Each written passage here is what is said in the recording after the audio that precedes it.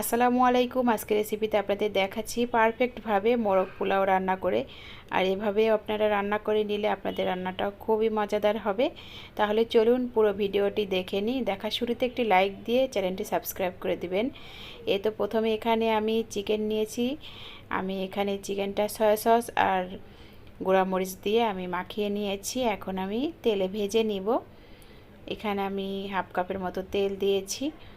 এখন আমি এই চিকেনটা দিয়ে দিলাম।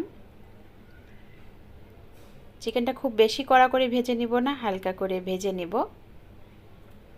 তো উল্টে পাল্টে এখন আমি চিকেনটা ভেজে নিচ্ছি।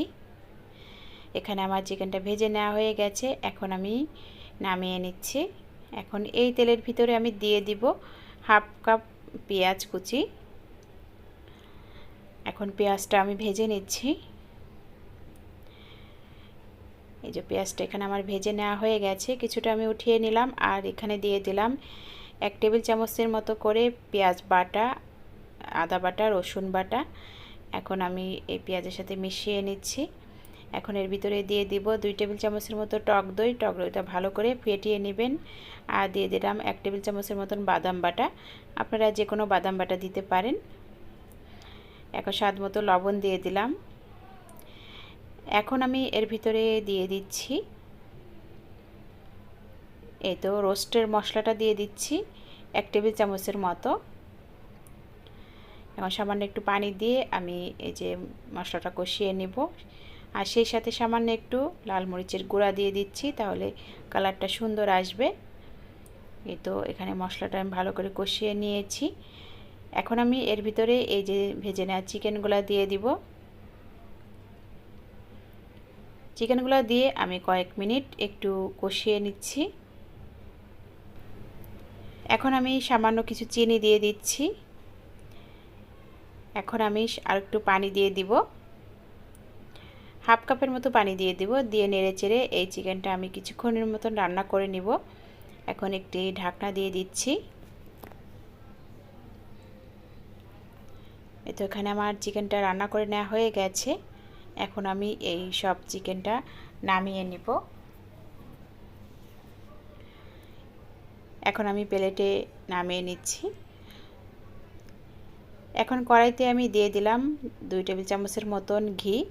এখন আমি পোলাওর চালটা ভেজে নিব। এখানে আমি 2 কাপ পোলাওর চাল নিয়েছি।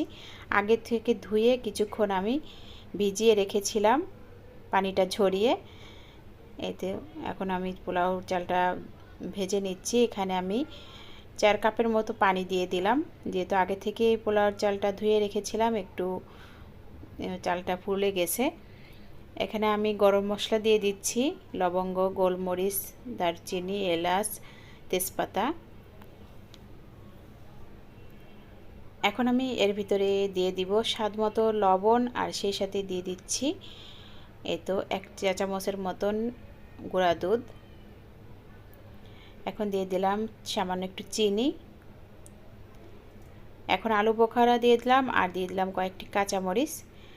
এখন আমি এই যে ঢাকনা দিয়ে আমি পোলাওটা রান্না করে নিচ্ছি। আর এই যে ঢাকনার মুখটা আটকে দিচ্ছি। পানিটা ভালো করে শুকিয়ে গেলে চুলার আঁচটা একদম কমিয়ে দিতে হবে।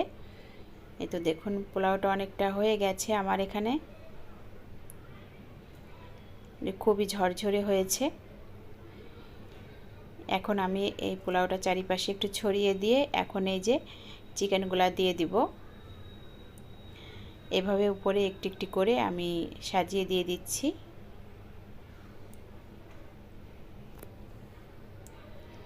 তো সবগুলো আমার দেওয়া হয়ে গেছে। উপরে আমি ঝোলের অর্ধেকটা দিয়ে দিব, পুরো ঝোলটা দিয়ে দিব না।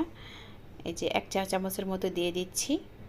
এখন এই যে নিচ থেকে পোলাওটা আমি উপরে দিয়ে দিচ্ছি।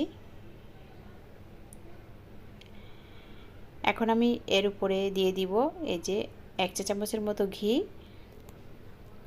আর সেই সাথে আমি দিয়ে দিচ্ছি পেঁয়াজ বেরেস্তা।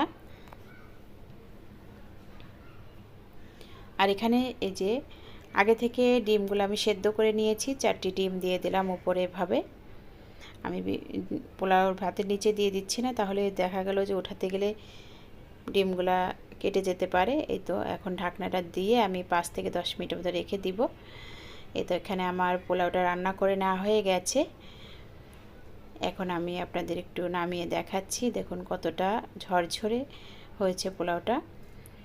এই তো আমার রান্না করে নেওয়া হয়ে গেল। খুবই সহজ এবং পারফেক্টভাবে মজাদার মোরগ পোলাও। এভাবে আপনারা খুব সহজে এই মোরগ পোলাওটা রান্না করে নিতে পারেন। আশা করি আজকের রেসিপিটি আপনাদের কাছে খুবই ভালো লেগেছে। আজকে ভিডিওটি দেখার জন্য সবাইকে অনেক ধন্যবাদ। সবাই ভালো থাকবেন, সুস্থ থাকবেন। আল্লাহ হাফেজ।